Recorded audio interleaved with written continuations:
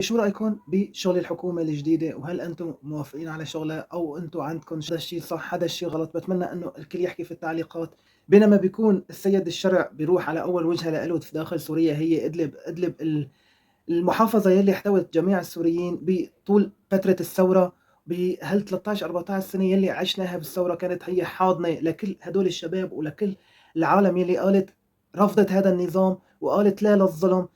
فأول وجهة بتكون لإله إنه يروح لهنيك ويحكي مع العالم اللي هنيك يلّي أصلًا طلع منّا هو أول ما باشرت عملية عدوان طلعت منّا، وبنفس الوقت أسعد الشيباني بيكون برّا عم بيشتغل أو عم يعمل اجتماعات وبيحكي وبيركض لهون وبيركض لهون وبيركض لهون، بيحاول قدر الإمكان إنه يجيب الخير لسوريا، بيحاول قدر الإمكان إنه يثبت للعالم كلّياته إنه سوريا إن شاء الله راح تكون بخير وإن شاء الله راح تكون بأمان. وبنفس الوقت السيد الشرع بيحكي مع جماعة الخيم، جماعة المخيمات، "يا الله الأولوية لإلكم، بس بدنا شوية وقت تعطونا إياه لحتى نقدر إنه نشوف كيف رح نقدر إنه هالخراب هذا اللي موجود كلّياته بسوريا كيف رح يصير، وكيف مين رح يقدر إنه يقدر إنه يساعد فيه أو يقدر إنه يعمّر."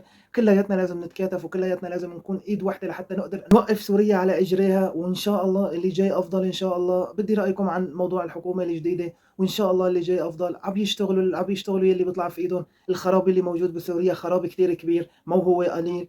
إن شاء الله خير، الله يقدّم اللي فيه الخير. تحياتي.